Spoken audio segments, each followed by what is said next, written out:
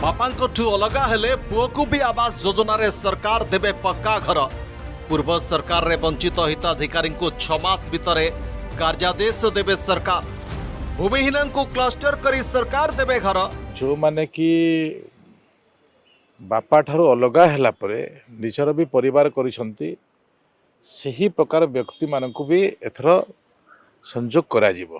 गत सरकार रे सबुठू विवाद रे थिला पक्का घर। मोदी क्रेडिट नहीं जीवे बोली गरीबों को बीजेडी सरकार देउ नथिला घर। पीएम आवास को बिजू पक्का घर कही दलीय आधार रे बांटू थिले घर।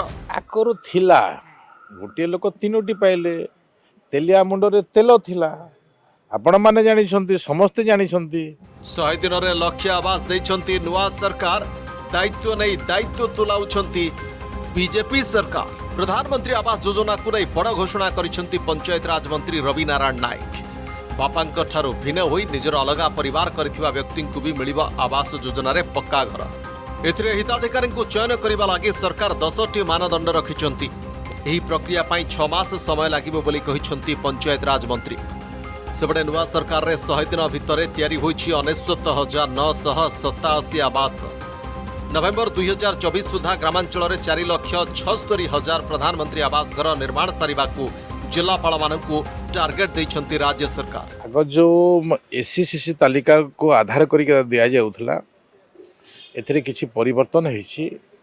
जो माने कि बापा ठारू अलगा हैला परे निजर भी परिवार करिसंती सही प्रकार व्यक्ति मानकु भी एथर संजोग करा जीवो।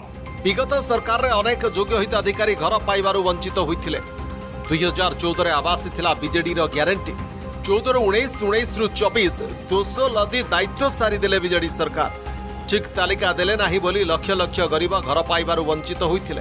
नचेत ओडिशा को अधिक घर आसी थांता किंतु तत्कालीन राज्य सरकार से तालिका प्रस्तुत कले नाही, लुचाई देले।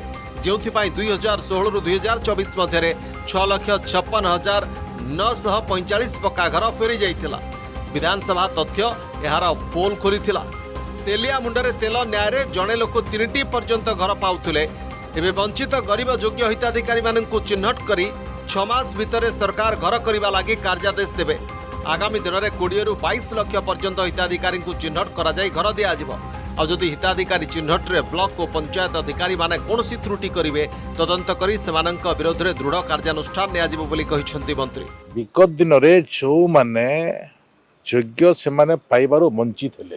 2017-18 मसिया गोटे तालिका तैयारी हला सर्वभारत स्तर रे। से तालिका प्रस्तुत ओडिशा सरकार कलेनी ताकू लुचेई देले। या फल रे आम गरीब लोक माने जो पाइबा कथा से पाइबारु वंचित हेले। से मानकू सठिक चिन्हट करी आमे 6 मास भितर से मानकू कार्यादेश देबु। भूमिहीन मानकू मध्य चिन्हट करिबा लागि क्लस्टर करूछंती राज्य सरकार।